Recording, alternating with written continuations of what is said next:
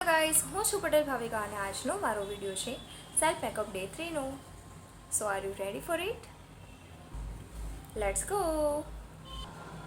સો આપણે મેકઅપ કરતાં પહેલાં આપણો ચહેરો ક્લીન કરવો પડશે. તો ફર્સ્ટ સ્ટેપ છે આપણો ક્લિન્ઝિંગ. સો તમારી પાસે ક્લિન્ઝિંગ મિલ્ક હોય તો તમે તેનાથી ક્લીન કરી શકો છો, અને જો તમારી પાસે એ ના હોય તો તમે વેટ વાઇપ્સથી પણ આપણો ચહેરો ક્લીન કરી શકો છો. તો મારી પાસે છે વેટ વાઇપ્સ, તો એનાથી હું મારો ચહેરો ક્લીન કરી દઈશ પહેલાં.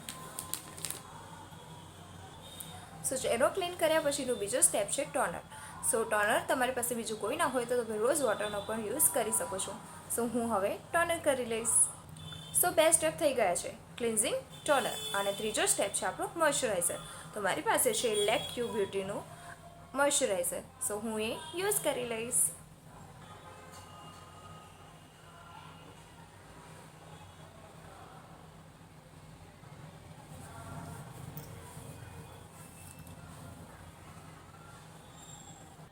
સો આપણે ત્રણેય સ્ટેપ એપ્લાય કરી દીધા છે, ક્લિન્ઝિંગ, ટોનર એન્ડ મોઇશ્ચરાઇઝર. હવે આપણે મેકઅપની તૈયારી કરીશું. જો એનો ફર્સ્ટ સ્ટેપ છે પ્રાઇમર. મારી પાસે છે 3-in-1 પ્રાઇમર, જે હું યુઝ કરીશ.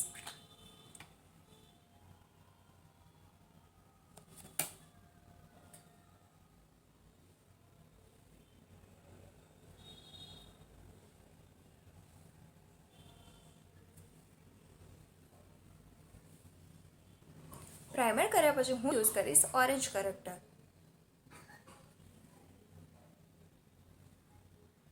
તો જ્યાં જ્યાં તમને લાગે કે તમારા ડાર્ક સર્કલ છે અથવા તો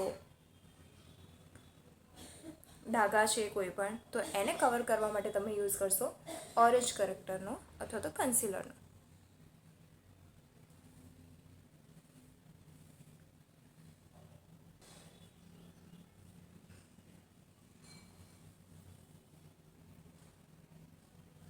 સો કન્સીલર લગાવ્યા પછી આપણે ડેપ ડેપ કરીને કવર કરી દઈશું ઓનલી વન.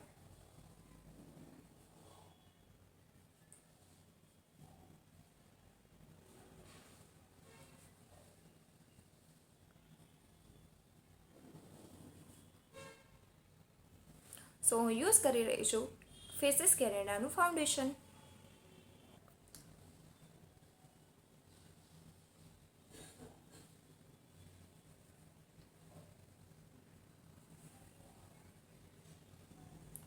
સો ફાઉન્ડેશન ખૂબ જ સરસ છે, ક્વોલિટી જોરદાર છે.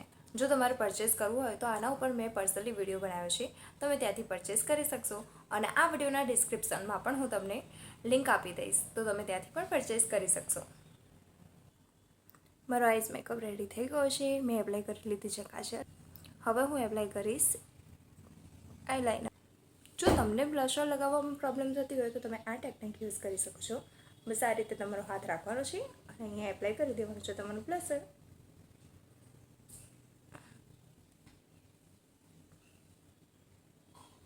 તો એકદમ સરસ બ્લશર એપ્લાય થઈ જશે. બ્લશર લગાવ્યા પછી હું યુઝ કરું છું highlighter.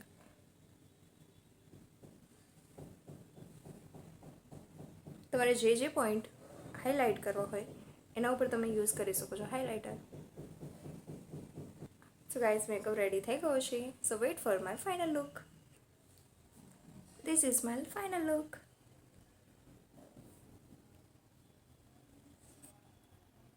Comment down how was I am looking. Like, share and subscribe my video too. Bye bye.